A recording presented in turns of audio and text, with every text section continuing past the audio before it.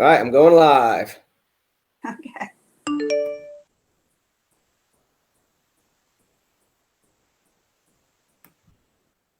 All right, so episode 14. Let's kick it off with the jingle here. Your website could be better, let's make it right. Together with Bytes. All right, so episode 14. I'm here today with Ellie from Contrary's Whey, a local Milton-based goat milk soap company. So hi, Ellie. Thanks for doing this today. Thank you. Thank you for inviting me. So I guess let's kick this off. What is goat's milk soap? How is it made, and why make soap with goat's milk? Goat's milk soap is really good for your skin. It actually does nourish it. I work as a pharmacist at the hospital, and I actually talked to one of the dermatologists who reinforced the fact that when you use any product on your skin, a small amount does get absorbed. And goat milk has a lot of history for being good for your skin. And basically what happened, a nurse that I worked with just kept bugging me because she knew I had goats and I was making cheese at the time. So I decided to go ahead and try it. And for folks who really had a lot of skin issues, the soap really was helpful. So I decided to keep my company small. My niche market really is geared towards folks who have total intolerances to other products that have soap products that have fragrances, essential oils in them. And so I have garnered a really good following in the state of Vermont and even in some places outside of the state of Vermont. So I decided to go ahead and get a website and going. And that's when I came to Bytes. And I really appreciate everything you've done, keeping my website going and maintaining it. But now I think I'm ready for the next step. Cool. Yeah. Yeah, and you said you're doing on average about $1,000 a year of sales. And it looks like on the website. Sorry, yep. To say that 1,000 on the website, and then maybe about 750 to 1,000 at craft fairs. So my goal is to turn that craft fair business, because it's just a lot of traveling and it's hard to do craft fairs and get it out on the web and get it out of Vermont. So sorry, go ahead. Yeah. How do you go about making soap with goat's milk? What's the process look like? So the process is a combination. It's a chemical reaction that requires the use of oils and then the use of lye. So basically what you do is you put all of your oils in one stainless steel pail or a bowl, and then you mix the lye. Lye is sodium hydroxide. It's very caustic. So you put your milk, you have to freeze. The thing about making soap with milk is that you have to freeze it. So basically you have, 12 ice cubes, and then you literally pour granular lye onto the frozen goat milk. And eventually it's such a thermophilic reaction. It heats up immediately and the milk starts to melt and the sodium hydroxide goes into solution. And you can feel that as you're stirring it, the granules kind of dissolve. Then you take your dissolved sodium hydroxide goat milk mixture at a temperature of about 85 degrees. And then you take your mixture of oils, and it can be any combination of oil, palm. I mean, all you have to do is pick up the soap label and you can see the thousands of things, the oils that people put in. I chose oils that were really skin friendly and easily accessible and not so expensive that I wanted my soap to be affordable for everyone. So I chose the best oils for your skin at the right price. So you have your lye milk mixture at 85 degrees. You have your oil mixture at about 125 degrees. You always pour your lye mixture into your oil mixture And then you have your handy mixer in your hand. And as you put the mixer in, that little, I forget what it's called. It's a handheld mixer. But as you put the two things together, it goes from being two separate entities. The sodium knocks off the fatty acid backbone. You get glycerin, like almost a vanilla pudding mixture that you then pour into different molds. And that's making soap. Awesome. Yeah. Okay. So you use a blend of oils? You don't just use a single type of oil, or do you use a different type of oil each time? No. So it's very important to keep, I learned this from cheese making. Folks want consistency. Consistency, right. You need a recipe. Consistently bad, or you can be consistently good. Consistent. So the formula stays the formula. Okay. Yeah. So it's the same basic. I use the same thing each and every time. Yep. Okay. I'm gonna share your website. I'm gonna present my screen here. A window.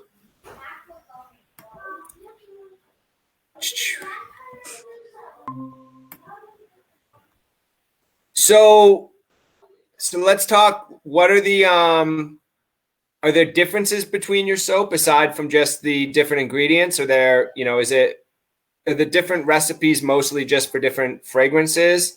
Or are there other considerations if someone looks at your website and the variety of products on it? So there are differences in the oil. Historically in soap making, there's a number that relates to the hardness of the bar of soap. And that number is it's called an INS number. And the magic number is 160. The only way to get to 160 is to use palm oil. Well, I'm not going to do that because it's not, even though it's supposedly harvested responsibly, every time I pick up palm oil, which is in every food product practically, all I see is a picture of an orangutan, and I can't because I have other options. Yeah. So, and I learned from having friends in Europe that really eliminating palm oil is one of the best things you can do, and just stick with olive oil as your basic ingredient. So I have a bar soap that might be a little softer. My INS number is around 150, which really isn't that significant. And then I put in coconut because you need to have some cleaning. I put in shea butter for its inflammatory properties. Oh, sorry. Yeah, no worries. Can we still talk?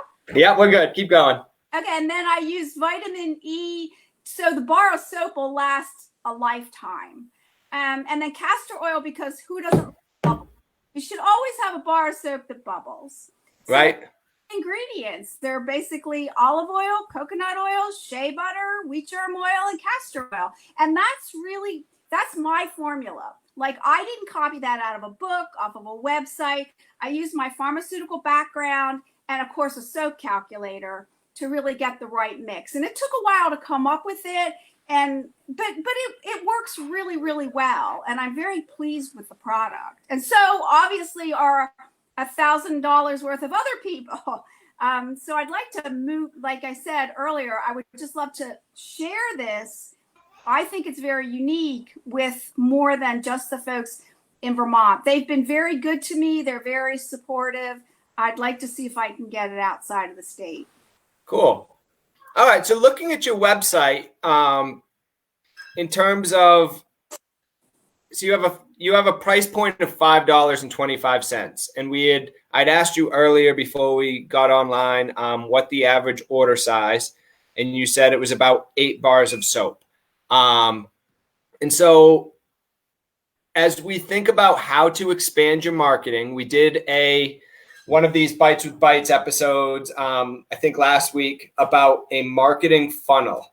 And so what the marketing funnel means is, at the top of it is awareness. We need more people to even be aware of goat's milk soap as a product category. So there's a level of what we should think about in terms of educating people about the ingredients, about the health benefits, which sounds like it was a driving factor in creating this business. and really kind of first and foremost make the case that somebody should consider using goat's milk soap. And it sounds like there's also considerations around the environment and, not using coconut oil. And obviously there's a lot of people that, are trying to be organic and environmentally conscious. So at the top of your marketing funnel, we really need to make a better case about why someone should buy goat milk soap. And so that kind of starts them into this buying process. The next level of the funnel is typically consideration. And so they say, oh, wow, I like this goat milk soap. Where can I buy this? How can I buy this? Or, wow, I want to find some organic soap. I'm sick of this Irish Spring bar in the shower, and I want to find something that's a little bit more environmentally conscious. So for that level, we need to think about, how to get you in front of people when they are looking for goat milk soap. And this is where, your domain is awesome, goatmilksoapvt.com, because it's got the keywords in it that hopefully once they get into that consideration layer, they will, they'll find your website. And then from there, once they're on your website, we need to think about how we convert them into customers, how we convince them to purchase. And so that's kind of that conversion point, that purchase point. Sometimes for some companies is the bottom of the funnel, but for your company, soap is obviously something you buy multiple times a year. And you buy it for multiple bathrooms, multiple sinks and showers, the kitchen. So it sounds like people are already buying multiple items at one time. So how can we get them to come back over and over again? So, marketing 101 is you can pay money to acquire a customer. And then ideally, if they like the product that they're, buying from you, they're going to, convert over and over again. So you pay to acquire a customer, but then you can really leverage that customer and get, repeat purchases from them. So let's talk about, this funnel as it pertains to your website. And I'm going to keep, I'm going to not necessarily get into as much digital marketing side of stuff. There's certainly stuff we can do around digital marketing and paying for ads. But at the moment, I'll focus on kind of stuff that we can do without a ton of money, because that's kind of, what we're trying to do with Bytes at Bytes. So awareness around goat milk soap. So what we could do on your website is come up with a list of different skin conditions. This would be an easy piece of content to write. It sounds like, you've clearly got kind of a medical background with your work as a pharmacist. So it might make sense to build out a page or a series of pages around psoriasis, eczema, acne, these different skin conditions that maybe, obviously we don't want to run afoul of the FDA and make medical claims, but we can kind of suggest this as a potential way to help relieve the symptoms of these different skin conditions. And the goal there is to get you showing up for search terms. If someone's on Google saying, okay, what soap is good for psoriasis? What soap is good for my acne?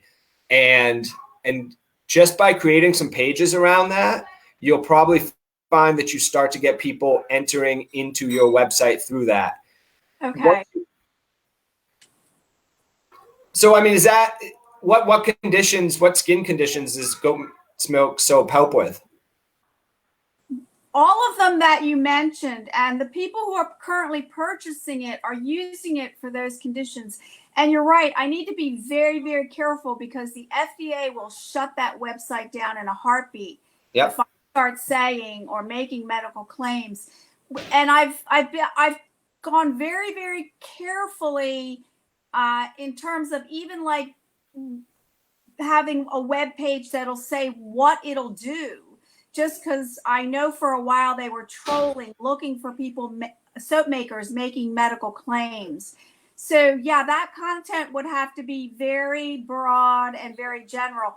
But one thing that I could do is folks that have used it for those conditions, I could have them do testimonials. Yep. And I don't think that will break FDA rules. Yep. So yeah, I like that idea. I can do that. I can write up content, and then if we put it in the search engine optimization area, you're right, that might get a lot more folks in there, because that's really what my product is about. There are lots of goat milk soaps out there for folks who want something with a fragrance or in that area. But if you truly want something that I know because of what people have told me actually helps, yeah, I can do that. Yeah. Yeah, and I mean, this kind of gets into a conversation too around social media and around email newsletters and around reviews. So as you're thinking about getting these testimonials, you could potentially drive them to a do we have a Google My Business page set up for your business? Yeah. So that page has reviews on it, one Google review at the moment. So as you're thinking about where to have them leave those reviews, Google reviews are a great place for search engine optimization to get really rich keywords so that your Google My Business page shows up. So yeah, you could reach out to them via your email newsletter and just say, hey, if you've had an experience with us, tell us, leave us a review, and we'd love to put some testimonials on the website. And I think you're right. That's a great way to get around making medical claims. Let your customers kind of speak for themselves and kind of tell their own stories. Excuse me. Yeah. You can help me with, because I love the ideas, but I don't even know where to begin to have my website. Like, I have been writing Google reviews for other products, but who does that? Like, how does that happen? Okay, so let's talk about your email newsletter. Okay. So you've got your sign up for e-news here, and it is connected to MailChimp. And you had said earlier that you've never really even logged into MailChimp. Is that correct? Well, I've logged into MailChimp and I created a list. Yep. So I had to actually write text, I could send it out. But honestly, I write the text, and in the past, Bytes has sent it out for me. Okay. Yeah. So I'm kind of going through a transaction flow here. So what we could do is integrate MailChimp into your checkout process. Seeing if it's already in here, create an account. So typically you could put a link here on your website for subscribe to email newsletter. And then what that would do is everyone that purchases from you, provided they check that box, and we can make it so it's pre-checked, so they have to unselect it. But then that would put them into the email list, which is a little bit more of a organic, natural workflow to get them subscribed, as opposed to having them, click the sign up for e-news. Right. So then we would start to generate people on your email newsletter list. And also we should probably think about setting you up with a Facebook page, because that's just a great place to connect with your customers. And especially, there's all these different communities on Facebook around different skin conditions. I'm sure we could find, a psoriasis group or an eczema group where you could kind of interface with them and have a conversation. So yeah, we should definitely get more people, get your customers onto your email newsletter. And then and we should also set up what's called a Google Analytics audience. So whenever someone visits your website, we'll basically set a cookie on their machine with Google, and we can also do another one with Facebook. And so what that will do is, if you've ever been to a HomeDepot.com and you look at a table saw and then you get followed around by that table saw, ad. That's because you saw that product and they know you're in the market for it. So what we could do with your business is if someone visits the website, we could create an audience. And then we could also create an audience of people that make it all the way to the success page of your checkout process. And what that would tell us is that audience is existing customers. We could also segment your email newsletter the same way. So instead of just having a list of people, first and last name and email addresses, we could have that same information, but we could break it into two lists, one of prospective customers and one of actual customers. And what that would let you do is send out email newsletters specifically to your existing customers to get them to reorder, to get them to leave you a review, to just interface with someone that's actually, that they've put their hands on your product. Okay, that sounds good. Yeah. And so with remarketing, the ads are typically really inexpensive. You'd want to come up with a list of, we'd want to come up with a couple different ad variations, just visual display ads. But, the idea there would be that once they purchase, we could put them in an audience and then we could start serving them ads, call it 60, 90 days out when maybe that bar of soap's starting to get pretty thin and, they're thinking about reordering. Okay. It would also be possible if we put your customers into an email list and segmented them as existing customers, we could also potentially set up some email marketing automation where they automatically received an email from you 60 or 90 days out that said, hey, we hope you're enjoying your soap. It's probably starting to, your bar of soap starting to get thin. Is it time to reorder? And get those people back to the website. So once they've made the purchase, assuming they had a great experience and they love your product, the goal for your business should be keeping them coming back over and over and over again. And what that does is you think about the cost to acquire a customer. A bar of soap is $5.25. Do you have a sense of what it costs you to make a bar of soap? What your cost of goods sold is? Yep. The cost of making the bar of soap completely packaged, the way you see it, is approximately $3.50. Okay. So you have $2 of profit margin on each bar of soap. Right. So what you want, and you're selling on average 8 bars of soap, so you have $16 of profit margin on that first order.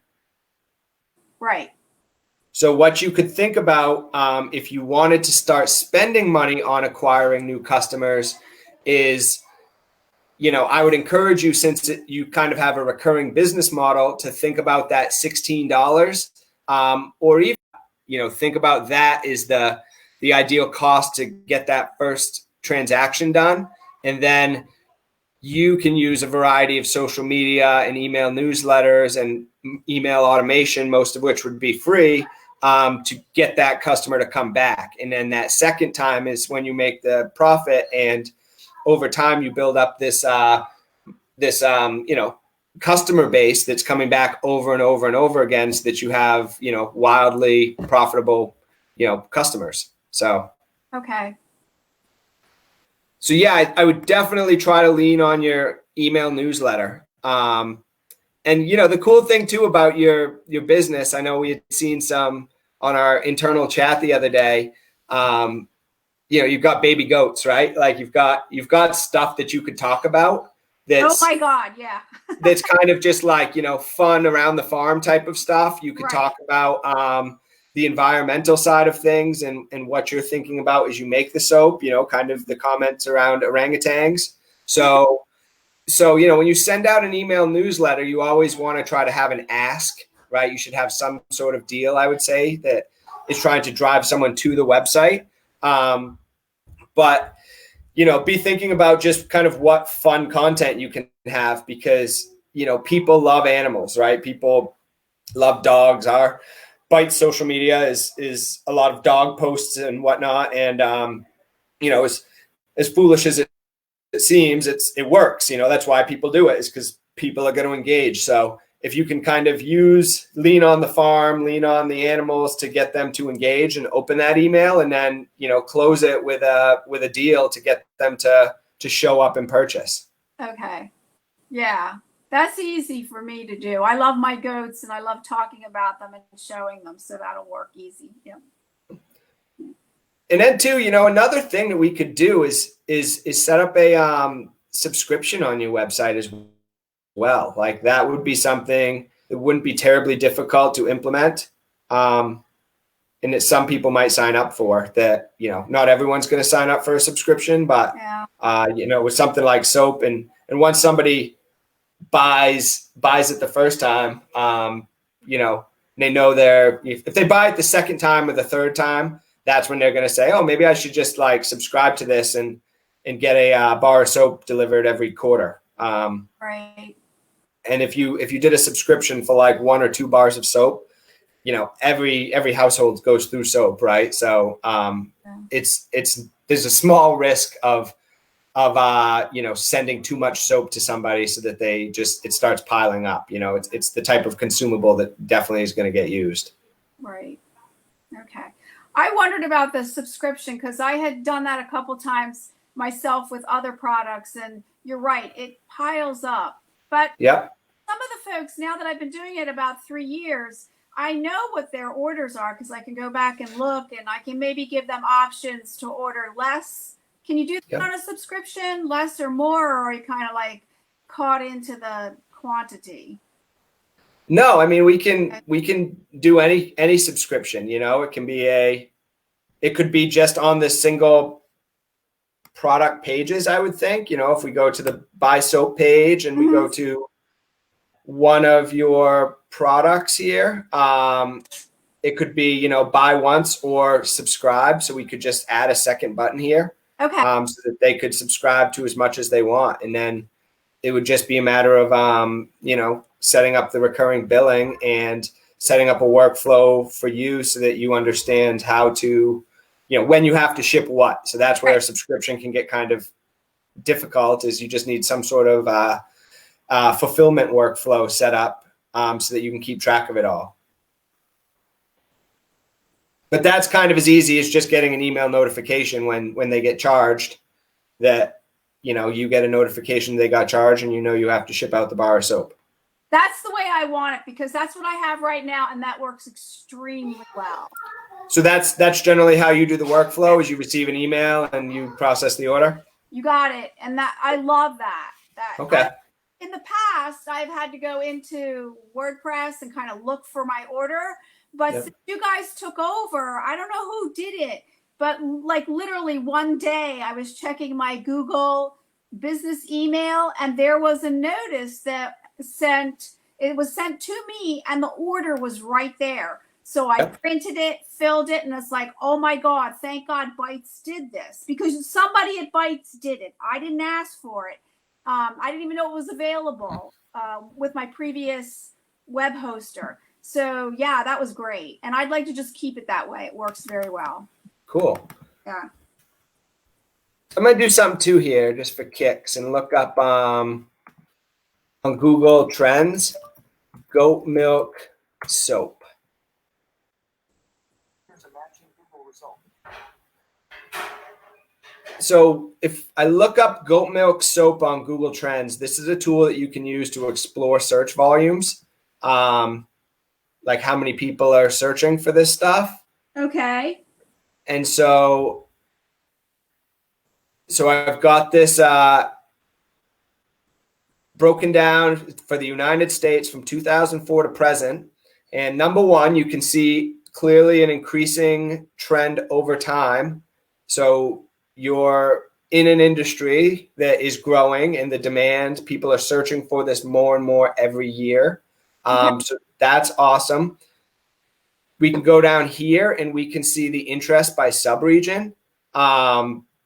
So for whatever reason, and tell me if this is what you've found, we can see that Mississippi, Arkansas, Alabama, Kentucky, South Carolina, these are the places where there's the most demand. So that's kind of interesting that you have this company in Vermont, and Vermont's not even like showing up in terms of trends, but there's clearly this hotspot for whatever reason in Mississippi.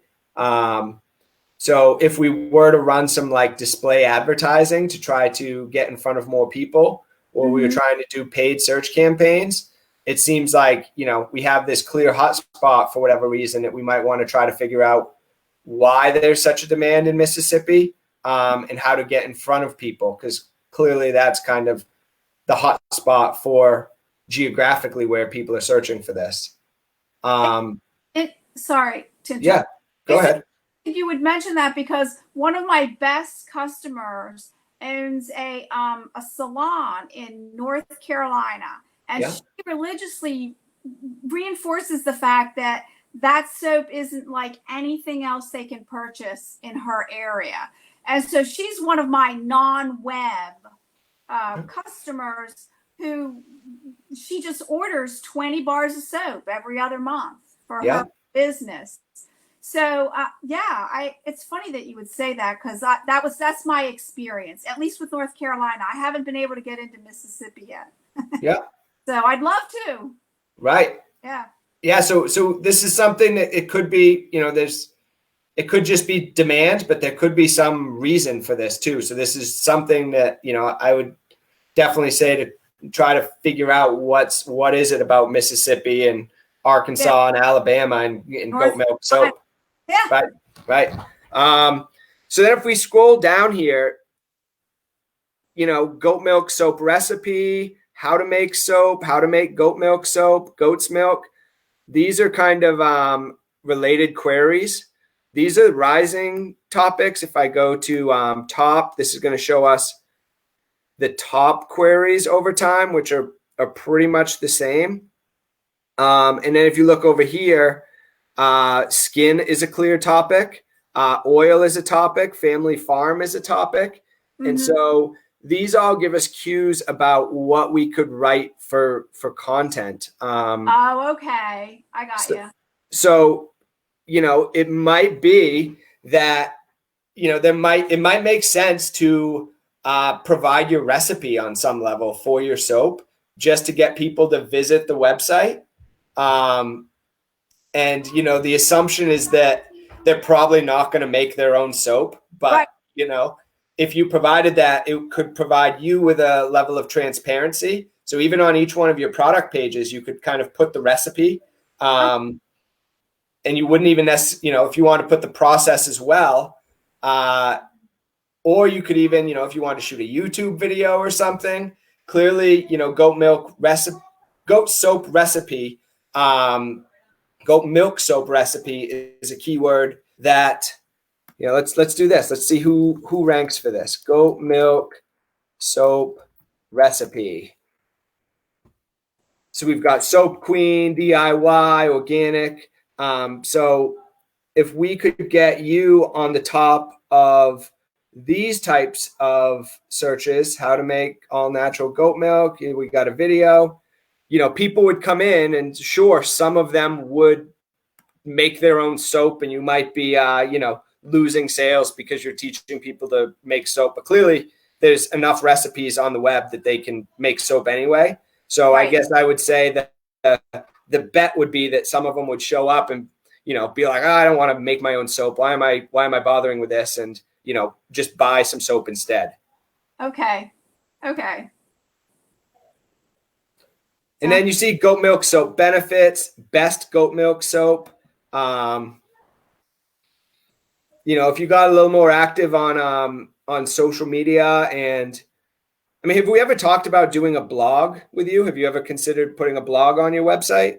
I have, but again, I would look to you for help, because and that actually, the blog has been more at the front of my mind, because when people order things, they write me little notes, and I handwrite them a note back. But I thought, you know, it would really be nice to have a blog, but I don't know how to go about doing that.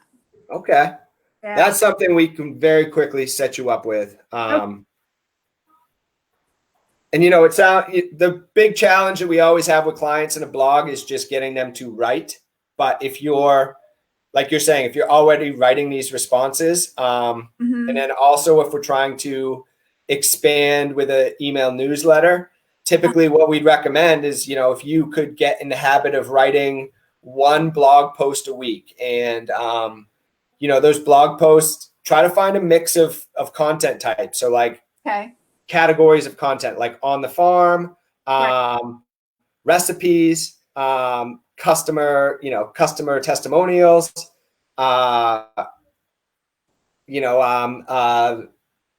you could do something around like the environmental posts, that type of thing. But if you can get in the habit of writing one blog post per week, that would give our team very easy content that we could use to seed your email newsletter. And it would also be content that would, the more pages you have on your website that are relevant to your business, even if they're just tangentially relevant, the more pages you have, the more likely you are going to show up for these random searches people are making around goat milk. Okay, great. Thank you. That actually sounds like a good starting point for me because I've been wanting to do that for a long time. Yeah. Cool. Okay. Good.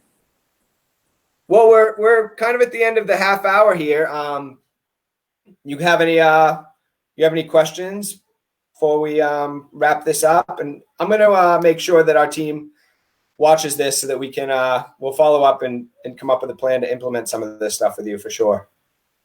No, I appreciate you taking the time to do this. I hate bothering folks. So sometimes one of my main concerns about implementing any of this was just like contacting you. I mean, so the fact that you gave me 30 minutes that allows me to tell you what my needs are and whether or not you can fulfill them was really helpful. And I appreciate that. I really do. Awesome. I'm realizing during this downtime that I should be doing a lot more of this. So yeah, hopefully we'll definitely be in touch to implement some of this stuff because there's a lot of low-hanging fruit that can help you grow this business that isn't necessarily going to cost a ton of money. All right, good. And yeah, for any of you at home, visit goatmilksoapvt.com, Contrary's Whey, and pick up a bar of soap. Ellie's been kind enough to drop it off at the office over the last couple of years around Christmas. And so yeah, we've definitely got some fans here at the office. And, it's I don't necessarily have any skin issues, but it's definitely a nice fragrant and, nice bar of soap to have. So yeah, definitely show up and buy some soap. Great. Thank you. All right, I'm going to close with the jingle and then sign off here. Thanks for taking